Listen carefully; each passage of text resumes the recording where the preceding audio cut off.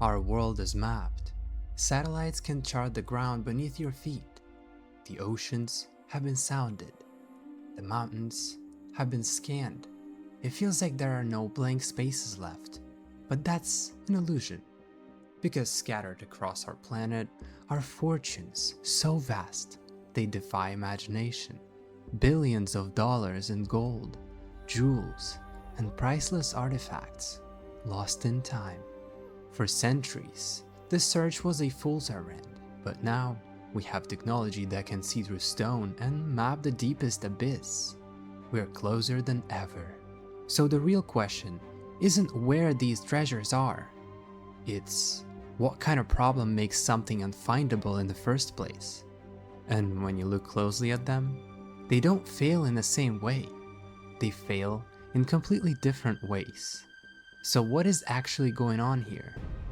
The riddle in the rock. Our investigation begins with a whisper in the Arizona desert. The Lost Dutchman gold mine. The legend is seductive. In the 1800s, a miner named Jacob Waltz would appear in Phoenix with saddlebags overflowing with impossibly pure gold, then vanish back into the Superstition Mountains. He died in 1891, leaving behind only a handful of cryptic clues. For a century, the hunt was chaos, but today, the search is a high-tech operation. Planes armed with LIDAR fire millions of laser pulses, creating a perfect 3D model of the mountains, digitally stripping away the vegetation to reveal the hidden fissures and forgotten trails. Ground-penetrating radar scans for underground voids, hunting for the mine shaft itself without digging a single hole. And yet, the mine is still lost. Why? Because the technology can map the landscape, but it can't solve Dead Man's Riddle. Waltz didn't leave coordinates. He left a story about sightlines and landmarks. The mine is likely an unremarkable fissure in the rock, one he stumbled upon by chance. We have a perfect copy of the book, but we've lost the language it was written in. This reveals a breakdown in interpretation.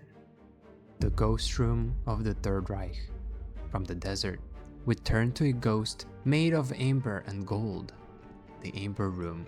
Once called the eighth wonder of the world, its walls were lined with over 6 tons of exquisitely carved amber panels backed with gold leaf. In 1941, Nazi forces stole it from Russia's Catherine Palace, packed it into 27 crates and shipped it to Königsberg Castle. And then the Third Reich crumbled in 1945. It vanished. Its value today? An estimated $500 million. The simplest theory is that it was destroyed in Allied bombing raids, a logical, if unsatisfying end. But another theory persists, that the room was spirited away to one of the thousands of secret Nazi bunkers.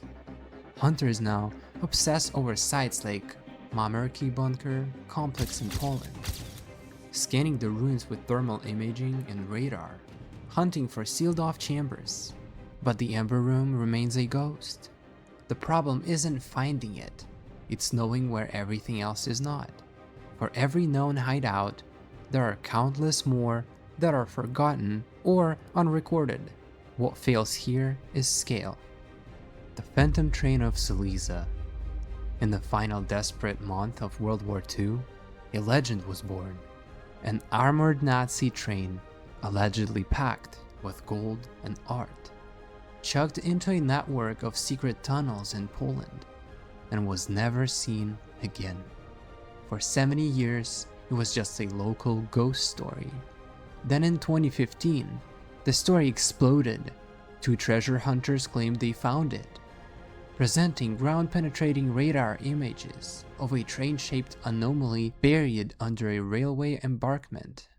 The Polish government took it seriously, with one official announcing he was 99% sure it was real. Then they started digging, and they found nothing. No train, no tunnel, no treasure. The radar had been fooled by natural rock formations. The search was a spectacular global failure. This reveals new obstacle: ourselves. Technology produced data, but human hope and media frenzy turned that data into a phantom. Nothing was wrong with the data. Everything was wrong with what we believed it meant. This is a failure of belief. The money pit of Oak Island. Perhaps no treasure hunt is more maddening than the mystery of Oak Island. For over 200 years, this small island of Nova Scotia has consumed fortunes and lives in a search for, well, nobody's sure. It began in 1795 with a pit layered with oak platforms every 10 feet. Then, at 90 feet, as searchers went deeper, the shaft flooded. It wasn't a pit, it was a trap. Today, the search is a high-tech forensic investigation. Brothers Rick and Marty Lagina have used seismic imaging to map the island's geology and borehole drills to probe deep underground. They found tantalizing clues, traces of gold in the water, and complex wooden structures deep below the surface. The evidence confirms something was built here, so why can't they reach it? The real genius of Oak Island is not what was built there, but how, the deeper you go, the more the system pushes back. This is where modern technology goes head to head with ingenious ancient engineering. The Monkey Pit is a 200-year-old machine designed for one purpose: to flood, to collapse, and to keep it secret.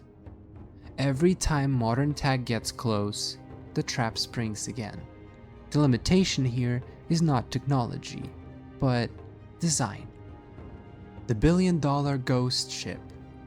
While land-based treasures are hidden by riddles and rock, the single greatest lost fortune lies in the deep ocean. Its name is the San José. In 1708, the Spanish galleon set sail from the New World, its holds crammed with a hull of gold, silver, and emeralds, valued today as high as $20 billion. But off the coast of Colombia, it was ambushed by the British. During the battle, the ship's powder magazines ignited, and the San José vanished to the bottom of the sea. For 300 years, it was the holy grail of shipwrecks. Then, in 2015, the legend ended. The Colombian government, using a deep-water autonomous vehicle, found it at a depth of 2,000 feet.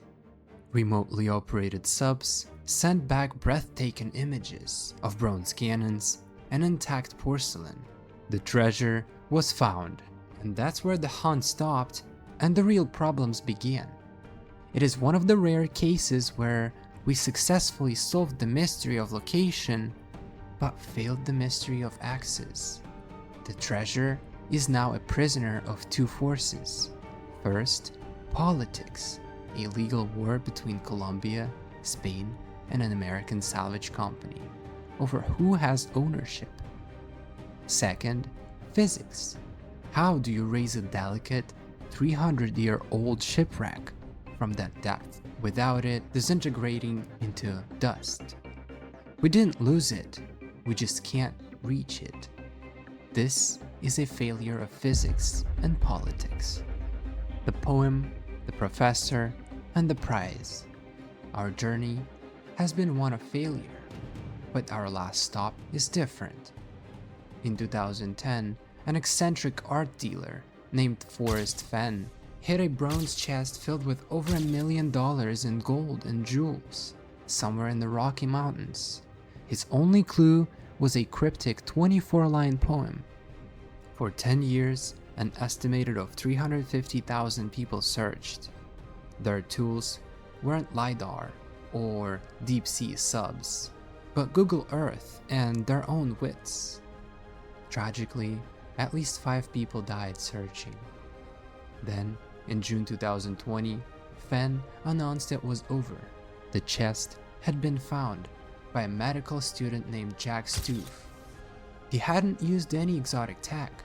He had simply spent 2 years obsessively decoding the poem, linking its verses to a specific spot in Wyoming. The Fenn treasure is the perfect control case for our investigation. It proves these mysteries can be solved, but only under one condition: if the puzzle was designed to be solved. It succeeded where the others failed because the obstacle wasn't history, physics, or a death trap. It was just a poem, waiting for one person to finally read it correctly.